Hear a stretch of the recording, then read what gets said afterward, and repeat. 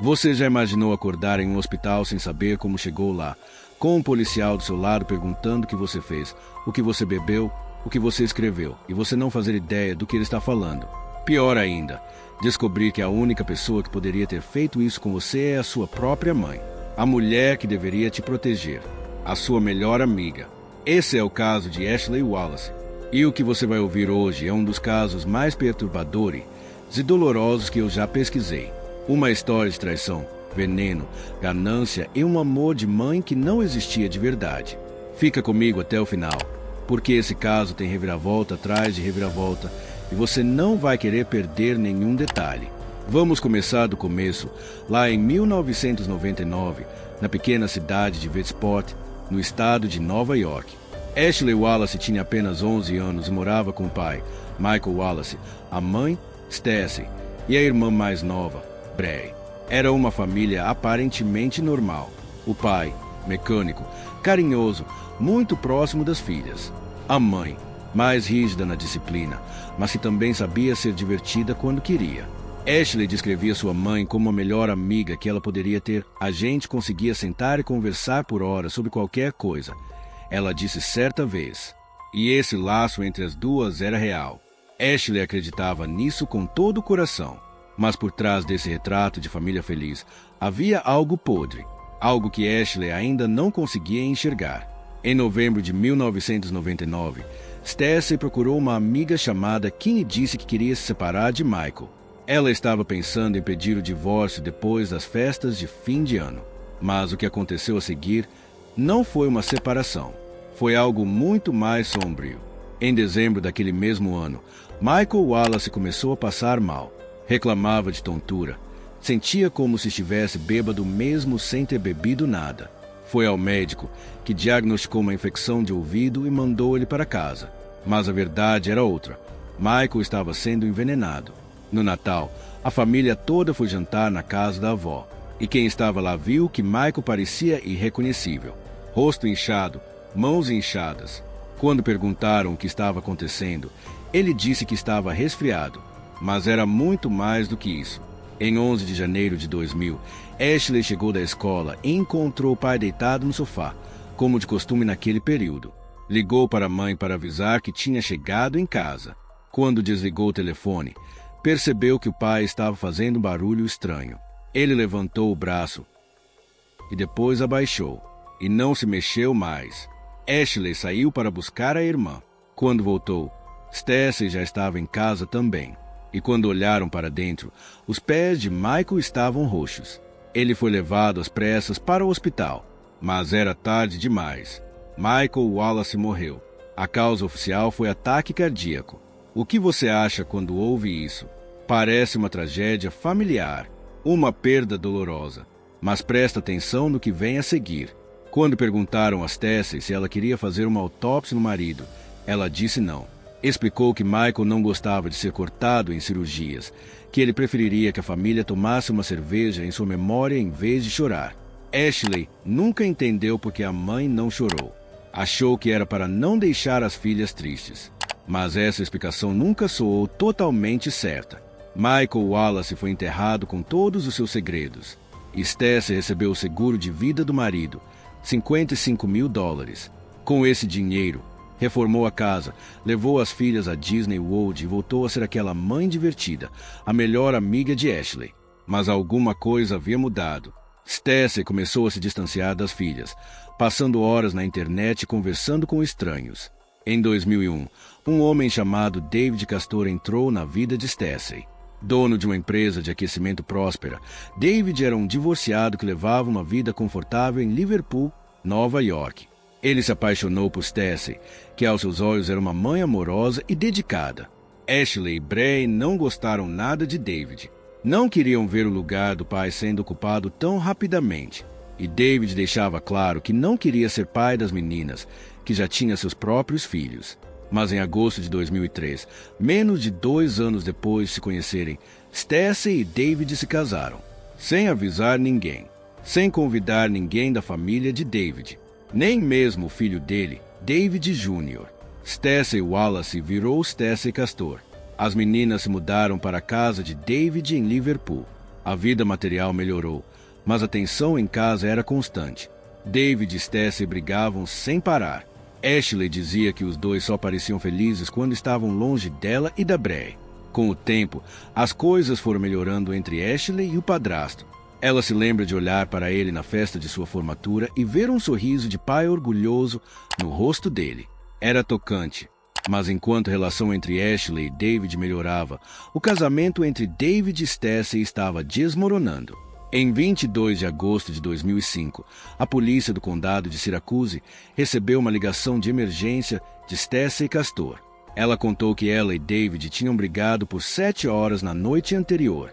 Segundo ela, David ficou bêbado, pegou uma garrafa de uísque e se trancou no quarto, se recusando a sair.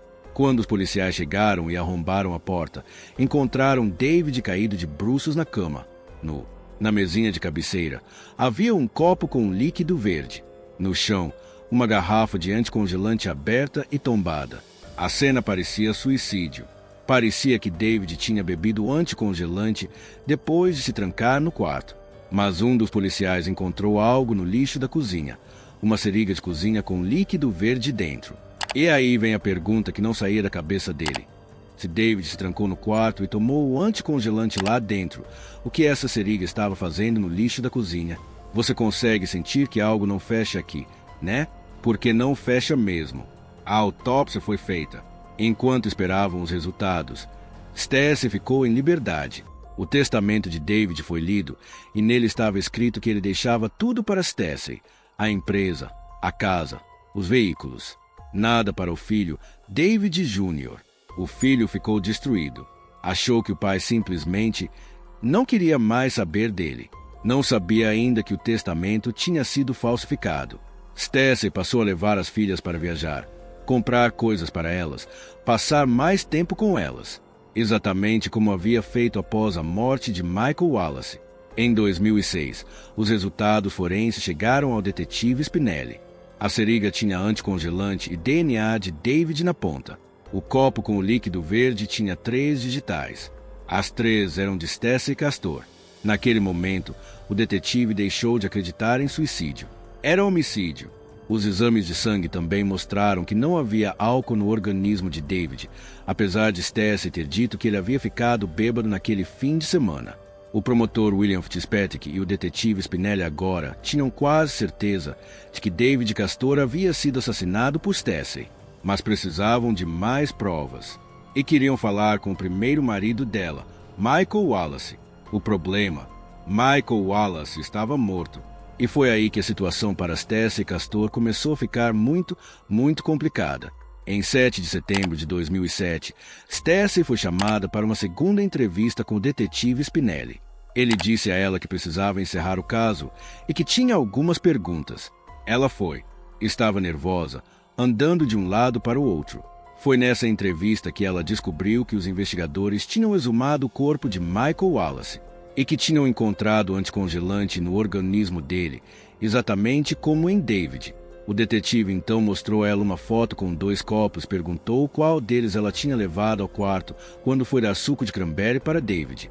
Stacey olhou para a foto e começou a responder: "Quando eu coloquei o anticonge." E parou. Corrigiu: "Quero dizer, o suco de cranberry." Todos que estavam observando a entrevista ficaram boquiabertos. Ela tinha escorregado. Tinha dito anticongelante sem querer. Stacey percebeu o que tinha acontecido. Disse que não gostava daquilo, que estavam tentando incriminá-la, e encerrou a entrevista. Os investigadores imediatamente obtiveram autorização para grampo nos telefones de Stacey. Mas Stacey não ia esperar ser presa. Ela ia agir primeiro. E o que ela fez a seguir é o que torna esse caso verdadeiramente perturbador. Uma semana depois da segunda entrevista, em 14 de setembro de 2007, os investigadores que monitoravam os telefones de Stacey ouviram uma ligação de emergência saindo da casa dela. Era Stacey chamando o SAMU. Disse que a filha, Ashley, estava inconsciente na cama, ao lado de uma garrafa vazia de vodka e comprimidos.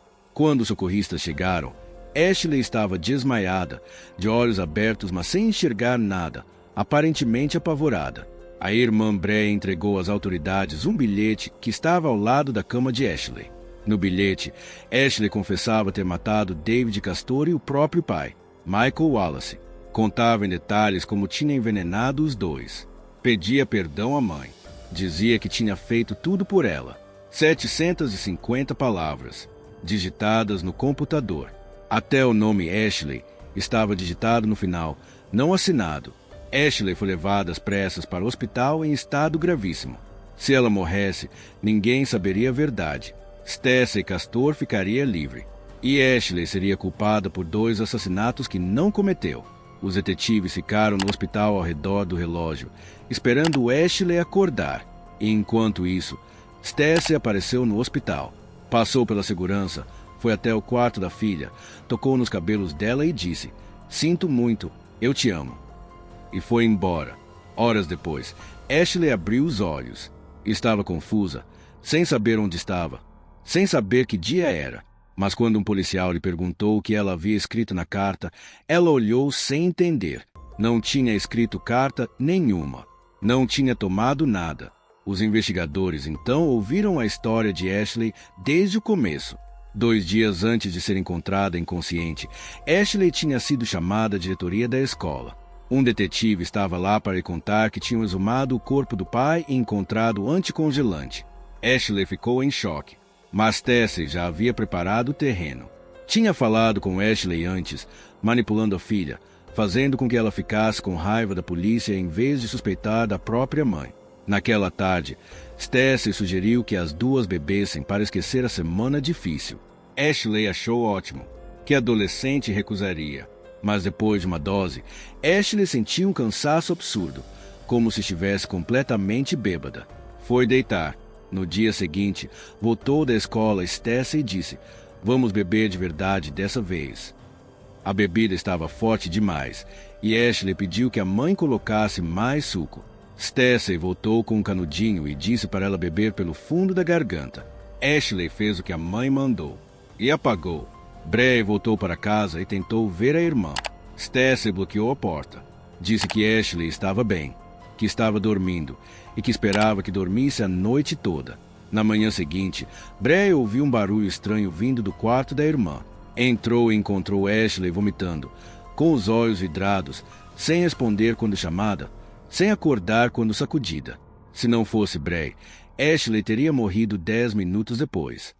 Quando Ashley acordou no hospital e viu o policial ao lado dela, entendeu tudo num segundo. Ela não tinha feito nada. E se a mãe era a única que estava lá, só podia ter sido ela. O promotor Fitzpatrick deu a ordem de prender Stacey Castor imediatamente, ainda na área do hospital.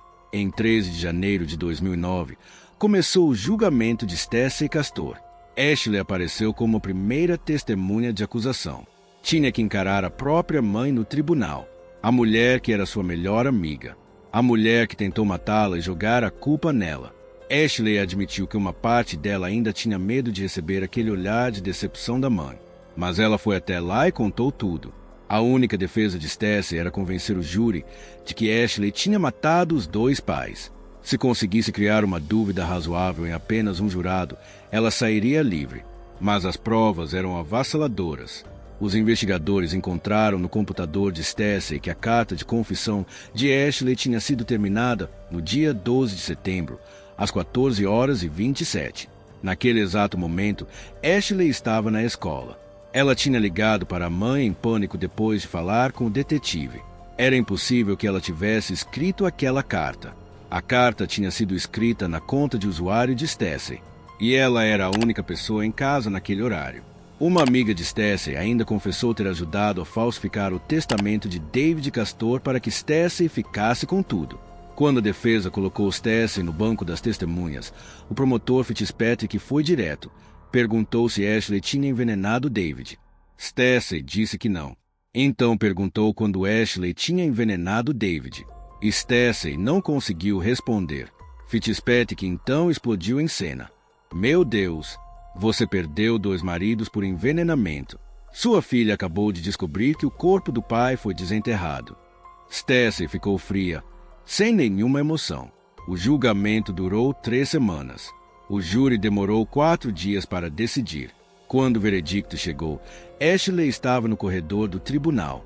Quando alguém disse que tinham tomado uma decisão, ela caiu de joelhos no chão. Stacey Castor foi declarada culpada por assassinato em segundo grau pela morte de David Castor e culpada por tentativa de assassinato contra a própria filha Ashley. Foi condenada a 54 anos de prisão. Ashley não conseguiu conter as lágrimas. Era de alívio. Finalmente, todo mundo sabia que ela não tinha feito nada. O juiz disse no momento da sentença: "Você não é apenas um perigo para o público em geral. Você é um perigo para as pessoas que te amam e estão mais próximas de você." Depois do julgamento, Ashley e Bray seguiram em frente com as próprias vidas, com a ajuda de amigos e familiares. Não foi fácil. Nunca é fácil depois de algo assim. Ashley disse uma vez que Stacey roubou o pai dela. Roubou também David, que teria adorado acompanhá-la ao altar no dia do casamento. Mas ela também disse que sabe que precisa acordar todo dia com um sorriso no rosto. Porque se não fizer isso, Stacey vence. Ela se formou em contabilidade, trabalhou em uma empresa contábil, construiu sua vida. O promotor Fitzpatrick, que a acompanhou durante todo o processo, prometeu levá-la ao altar no dia do casamento, no lugar dos pais que ela perdeu. Stacey Castor, apesar de nunca ter sido oficialmente acusada, também é suspeita de ter matado o próprio pai em 2002, do mesmo jeito que matou os dois maridos. Após anos cometendo crimes sem punição, ela morreu na prisão em 2016. No final das contas, o que derrubou Stacey Castor não foi a polícia, não foi a tecnologia forense, não foi o promotor. Foi o amor entre duas irmãs. Foi Bray abrindo aquela porta e se recusando a aceitar que a irmã estava apenas dormindo. Esse caso me deixou sem palavras por um bom tempo depois que terminei de pesquisar. A frieza de Stacey, a coragem de Ashley, o amor de Bray. É muita coisa para processar. Se esse caso te tocou tanto quanto me tocou, faz um favor para mim. Compartilha esse vídeo com alguém. Com um amigo, um familiar, alguém que curte true crime. Esses casos precisam ser lembrados e as vítimas merecem que suas histórias sejam ouvidas. Se você ainda não está inscrito no canal, aperta o botão de inscrição agora. É rápido, é gratuito e você vai garantir que não perde nenhum caso novo que eu trouxer por aqui. Deixa o like também, porque ele ajuda muito o canal a crescer e a continuar trazendo histórias como essa para vocês. E nos comentários, me conta o que você achou. Você ficou chocado com algum detalhe específico? Tem alguma teoria sobre o caso? Percebeu algo que eu não mencionei? Ou se você reparou em algum erro em algum detalhe, me avisa também, porque eu sempre quero melhorar. Até o próximo caso. Cuida-se!